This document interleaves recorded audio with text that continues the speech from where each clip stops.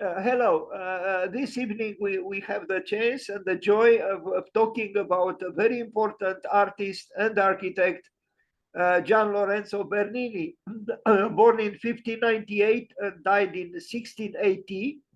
One of the major artists that Europe gave to the world. And let's read a little bit about him. So Gian Lorenzo Bernini was born indeed on December 7th, and today is December 7th, but 2023. He was born on December 7th, 1598, was an Italian sculptor and architect. While a major figure in the world of architecture, he was more proeminently leading, just a second, because something is covering my text here. Okay, the leading sculptor of his age, credited with creating the Baroque style of sculpture. As one scholar has commented, what Shakespeare is to drama, Bernini may be to sculpture. The first pan-European sculptor whose name is instantaneously identifiable with a particular manner and vision, and whose influence was inordinately powerful. In addition, he was a painter, mostly small canvases in oil, and a man of the theater. He wrote, directed, and acted in plays, mostly carnival satires, for which he designed stage sets and theatrical machinery. He produced designs as well for a wide variety of decorative art objects, including lamps, tables, mirrors, and even coaches. I wonder why who wrote this text said even coaches, as if coaches are something of a different domain. As an architect and city planner, he designed secular buildings, churches, chapels, and public squares, as well as massive works combining both architecture and sculpture.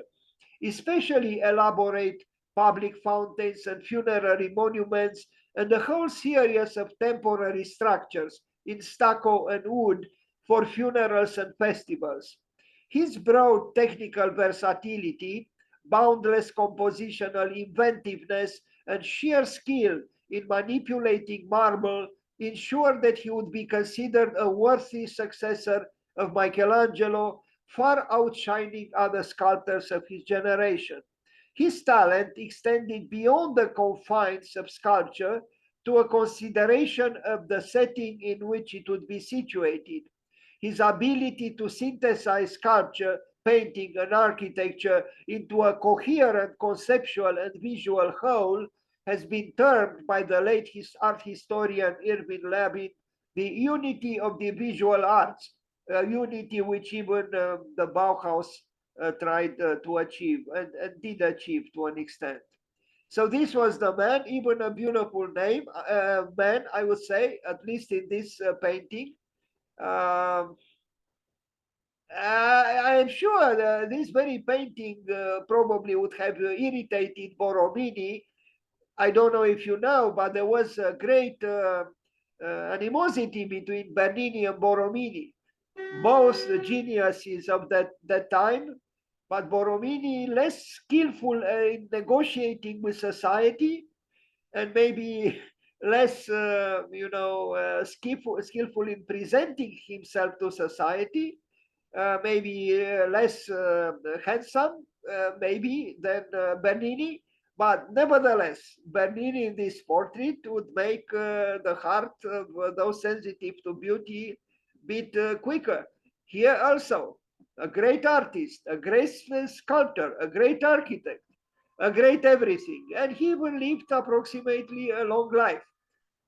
Gian Lorenzo Bernini, another drawing by him. I mean, these artists here, he is in older age, not less handsome than when he was in younger age. A very accomplished artist and architect and man of culture. Here he is like a dignified, elder, uh, maybe a little bit too dignified if we think that an artist should have somehow, uh, a certain distance between himself and what we call the dignity of the statesman or the dignity of an elder person. But maybe this is just envy or a superficial appraisal of what an artist is supposed to be. Drawings. Of course, he drew impeccably, as most people at the time of that stature in the field of culture did. I mean, artists. These people were not jokers. They knew how to draw. They knew how to paint. They knew how to sculpt. And it was not done, of course, with Photoshop. It was the real thing, with pencil and paper. There was no photography invented at the time. Everything had to be done with, you look with the eye at a certain thing and then you draw it with your own hand, and you better do a good job. Otherwise, you are relegated to the periphery of culture. Gian Lorenzo Bernini, paintings. Now, what architects today would be able to paint like this? I am sorry, with all due respect and interest in Frank Gehry, I don't, who was inspired by Bernini very much so. He declared so. I don't think he would attempt even to paint like this, or like this, or like this. It was a different world. Of course, they didn't have TikTok, they didn't have Instagram, they didn't have internet, they didn't have Zoom. So, they painted, they drew, they sculpted, and he was one of the major sculptors of the world ever. Bernini, a giant in the field of sculpture. I mean, this was done in stone. Yes, in stone, not in metaverse. It's a difference, is it not? Imagine that this at one point was a giant, rough, raw rock, and it became this. It became this polished, dynamic, highly elaborated sculpture. This is not easy. My God, I couldn't do it for anything in the world. I mean, look at this lion, and it's just a face. I mean, just try to imagine that this was a raw piece of rock, stone, and it became this lion. Is this a little thing? No, it's not. It's not. And they didn't have robots. They had to, I mean, he had to use his own arms and hands, and he created this again in stone. Unbelievable, no? I mean, okay, maybe they were not human. Maybe he was not human. Maybe he came from the beloved Mars, Elon Musk. I don't know, but it's hard to say that this is not inspiring. I mean, how could one say something like this?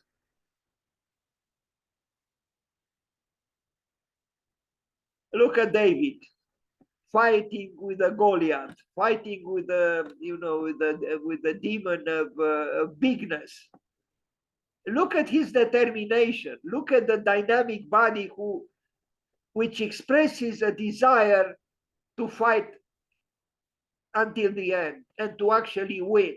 The concentration. I mean, the expression of this stone that became an artwork should be an inspiration for for those who want to make something in this life, and to fight essentially against injustice, to fight against bigness.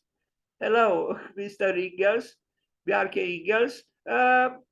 It's the desire of the weak to assert himself, herself, itself. No, but the weakness, the apparent weakness of David, is actually the source of his power. And Lao Tzu would have probably agreed that David shows that the so-called weak has a power, a potential power, which can erode the most frightening and threatening bigness. David, Bernini, the fighter. I mean, really, this should enhance our desire to fight against the oppression of the powerful, and to, you know, reverse the order of the world. And here, this is one of the most famous works by Bernini, you know, the ecstasy of Saint Teresa. But, look at this. Look at the angel. Look at the look. It's stone, ladies and gentlemen. It is stone here, although it appears to be dematerialized. I mean, try to imagine just carving in the stone the foot that we see here at the bottom of the statuary. It's incredible, you know. And look at the pressure, the slight pressure of the hand on this leg, you know, on the this detail of the right side of this picture. I mean, the stone became flesh, didn't it? It is flesh, but it's made of stone.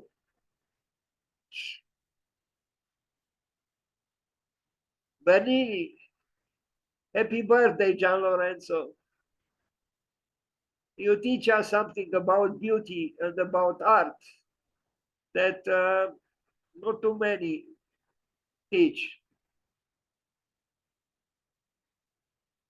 Fountains, because he also designed and built fountains. Fontana del Tritone, Rome.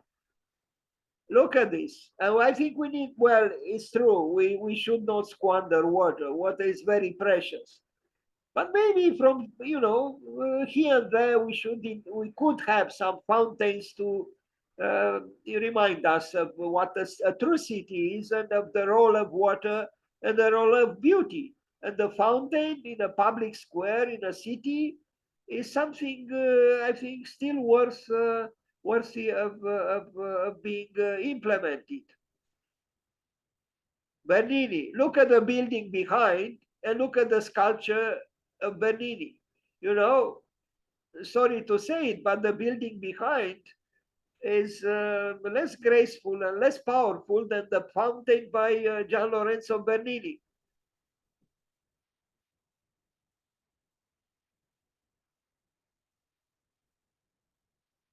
And the fact that he combined, I mean, we see here, you know, the human body, and then we see a little insect, maybe a bee, and then we see the, you know, this, there is also humor, and there is, it's the wholeness of the world somehow, you know,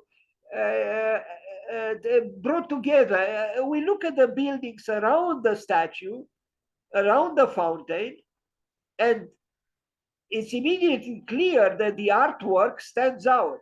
It's a celebration of life. It's a celebration of, you know, the exuberance that living fully and intensely could have and should have. The Fountain of Four Rivers in Rome. Look at this. And look at this. I'm speechless. I mean, I maybe I should just be silent. What stupidities could I say? Because they can only be stupidities. When you look at this work, uh, it's sublime. The whole drama of the world is here in this fountain.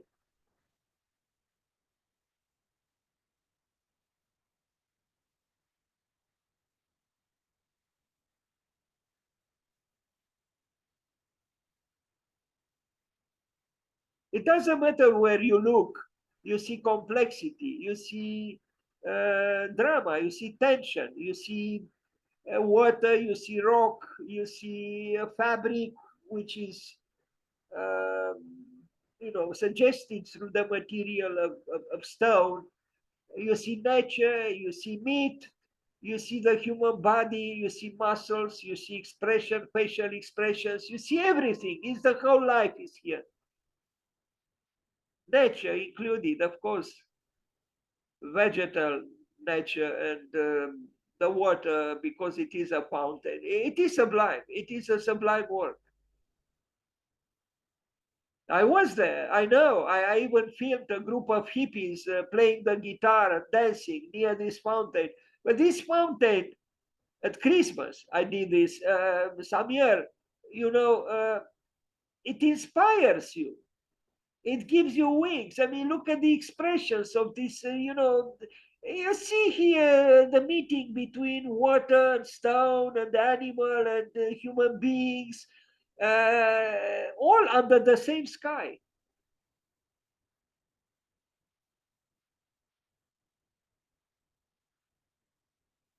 Gian Lorenzo.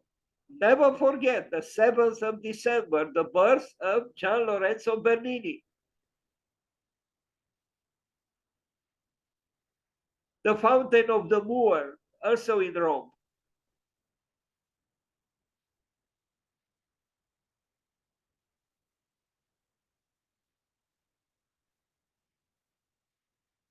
And again, this is not in metaverse. This is the real thing in a real city and can still be seen. And hopefully will continue to be seen and admired for many centuries. Let's hope. Before, of course, we all fly to Mars. This is the more, I guess. Impeccably sculpted. We have to acknowledge it.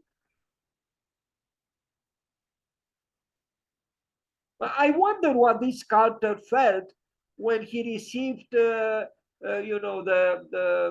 block of stone, rough and probably, rectangular.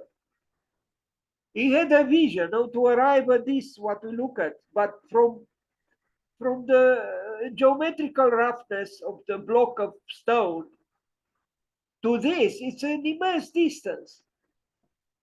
The elephant and the obelisk, also in Rome. I like the presence of the animals in his statuary, in his sculpture. Here we have, uh, the obelisk on top of the elephant. I did myself once a project. I didn't think of Bernini at that time, but I proposed an elephant with a golden egg on its back, for a triangular square in New York City, in Manhattan, close to storefront for art and architecture. Now let's look at some buildings built by Gian Lorenzo Bernini. St. Peter's Square in Rome, 1656, 1667. So for 11 years, he did the colonnade here in front of the San Pietro. And it took a so-called traditional architect or traditionalist architect, although maybe I shouldn't call him so. I'm referring to Leon Krier, who is one of the favorite architects of King Charles, uh, former Prince Charles.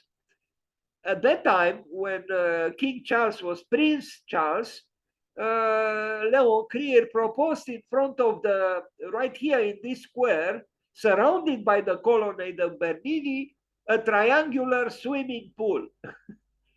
Yes, so the traditionalist was actually an iconoclast. Uh, the colonnade is massive. We look at the silhouettes, the human silhouettes near those columns. It's in front of the house of God, the center of Christianity. It couldn't be otherwise. Those columns had to be in this way.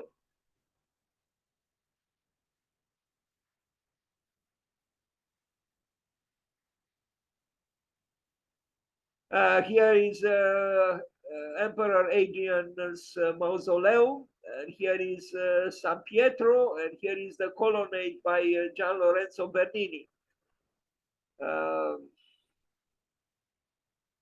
It is power, of course, but it is a power that is connected with the institution church, and it's the seat of power for the Christians.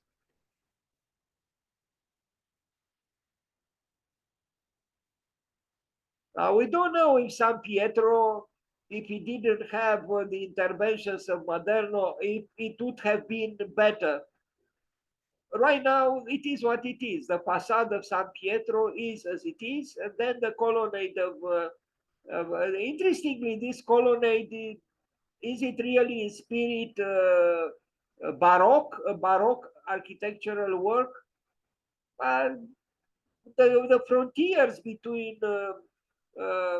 classicism or neoclassicism, although we couldn't talk about neoclassicism at that time, but it's not really a Baroque configuration, I would say. I mean, this colonnade, strict as it is, even though it is curved, but its regularity is not truly connected with Baroque. We saw the sculpture, we saw the fountains; they are very Baroque, but architecture is rather stern, regular, rhythmical. Sant'Andrea al Quirinale in via, I don't know how to pronounce, 20th of September, I guess, Sant'Andrea al Quirinale. So we saw the colonnade by Bernini, now we see Sant'Andrea al Quirinale. Look at this ceiling. It's out of this world. No, this was not done by humans. This was done by extraterrestrials.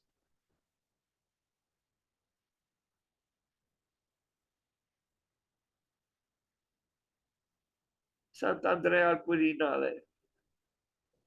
I can understand the irritation, the conflict between Borromini and Bernini. Bernini was irritating in various ways. He had success even in a mundane way, while Borromini complicated that he was. He even committed suicide at 68 or so. So in opposition to Bernini, Borromini was a troubled soul, but a genius himself. And maybe in the field of Baroque architecture, some even consider that maybe he was superior to Bernini. So this is the entrance into the church, Sant'Andrea al Quirinale.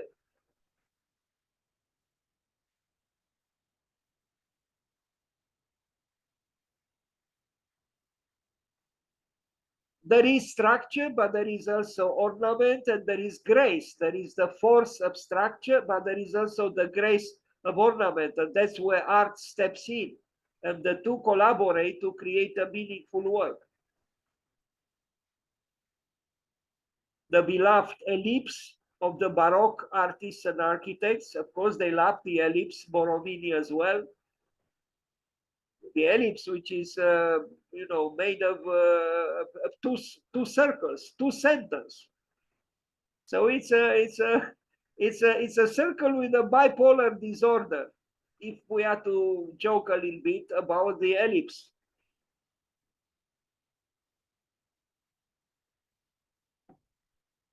Great works, great works. They, elevate the spirit. And the sculptures, what can we say? They are. Why did Bernini complicate himself? Well, because life is complicated, and the role of the artist is to depict life as it is, and as it could be, and it should be, and it is not rectangular, and it's not timid. It's a drama. Look at what's there. Sant'Andrea al Quirinale, Gian Lorenzo Bernini. Incredible.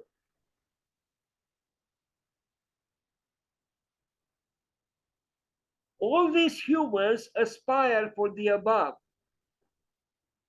Maybe we don't recognize ourselves in such postures, but maybe we could again. I don't know.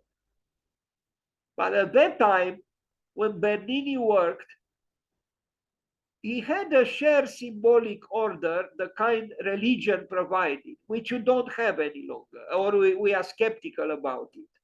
He was not skeptical about it. They work for God, and they work to represent this tumultuousness between man and God, the quest, the drama, the contortions,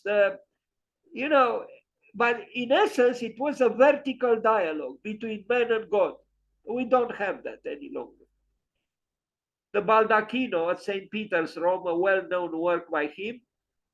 Here we almost see the absolute towers of mad architects from China near Toronto, because this the swirling or twisted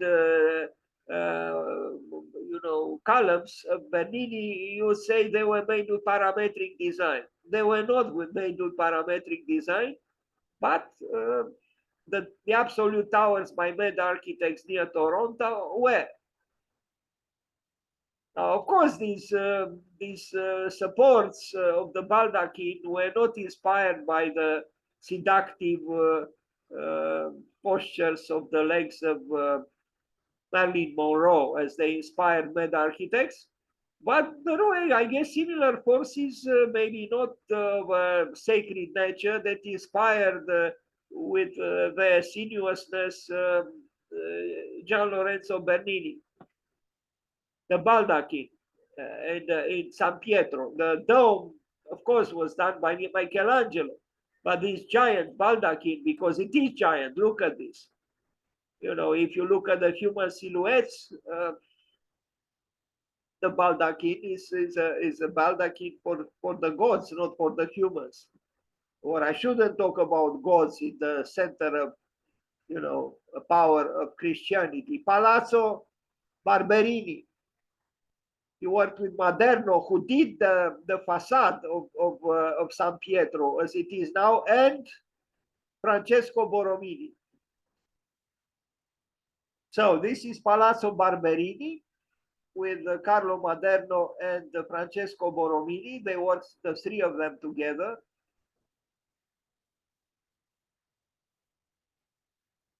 It's a palazzo. I am not so impressed.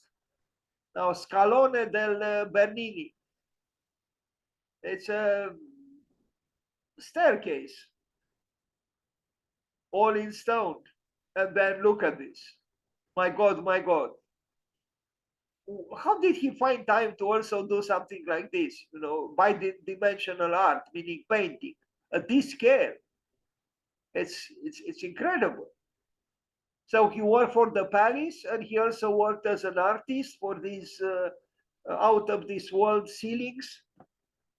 And then the architecture of this staircase, which belongs to him, to Gian Lorenzo Bernini, glorious in its swirling, in its sinuousness, in its spiraling, all in stone. There is coherence, there is even straightforwardness, but there is also the spiral, the spiraling, even using, you know, not the fluidity of curves. Palazzo Montecitorio, completed by Carlo Fontana. I never liked too much these palaces for some reason, maybe out of jealousy, because, you know, this is for aristocrats, not for proletarian artists. It's a palazzo, okay. We can take it, but I prefer other works. A palazzo is never very interesting architecturally, unless maybe done by Antoni Gaudi. Santa Bibiana Church, the main facade.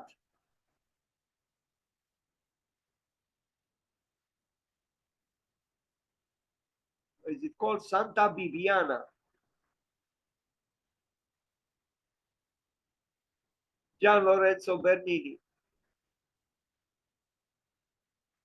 Wherever there is such a tree and some bushes and other trees and so on, you know, it almost doesn't matter how the architecture is. You can still take a nice picture because it is nature. And what else can we say? I mean, I noticed if you allow ivy to climb on any building, the ugliest building in the world,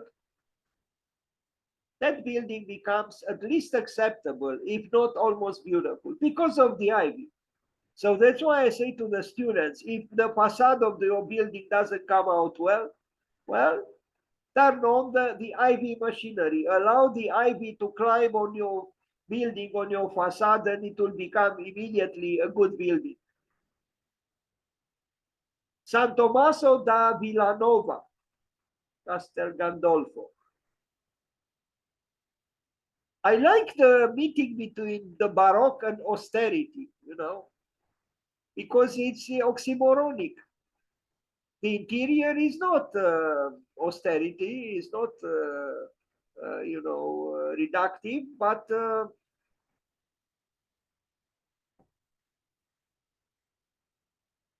that circle is perfect. You know, how did they do it? In stone, Santa Maria Assunta in Aricia. This is a very interesting work. I think Claude Nicolas Ledoux would have loved it. I mean, it could have been built based on the plans and drawings of Ledoux, but it was done by Bernini. A very interesting work, is it not? And it is a church, but it is more temple-like. So you would say the Christian spirit here meets the pagan spirit.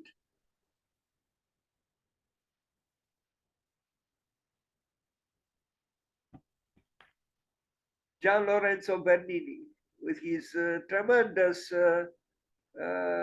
domes and ceilings. No, it's clear, we cannot avoid. We are talking here about a genius of European art and world art. Ecstasy of Saint Teresa. We saw already an image or two of this very important work by him, The Ecstasy of Saint Teresa, which is in Santa Maria della Vittoria in Rome, Cornaro Chapel. And and look at this. Look just at this hand here. You know how gracefully and how really and how inspiringly he carved it again in stone, not in metaverse. And look at the expression. The expression. Look at the expression of both figures. Look at everything. Is a major work of Western art. And look at the fabric, no, sculpted in stone, how it flows, and how it folds and unfolds. It's incredible.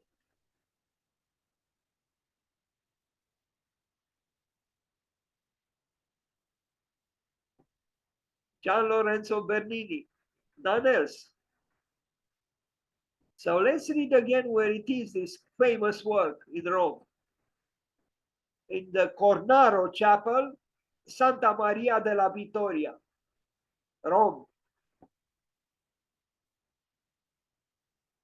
where all roads lead to.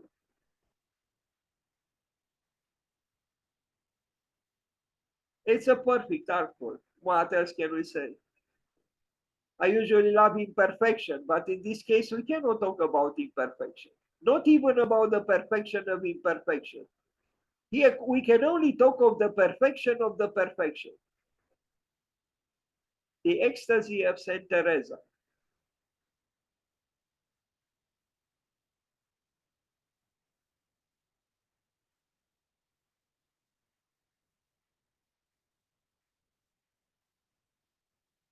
You have to know that it is there in order to arrive there to admire it in place, like this person does there.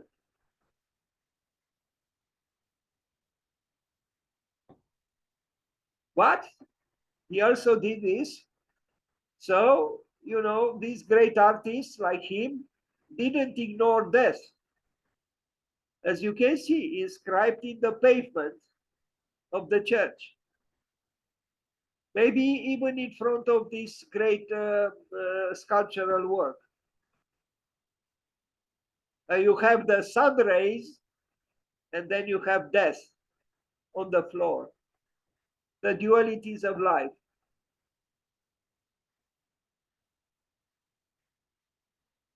Gian Lorenzo Bernini. Bernini and the art of fluid deformation. I found these words. They are not mine, but I found them inspiring. Indeed, Bernini and the art of fluid deformation. Look at this. This is almost deviant art, no? Done centuries ago by this remarkable artist. The fluid deformations of Bernini.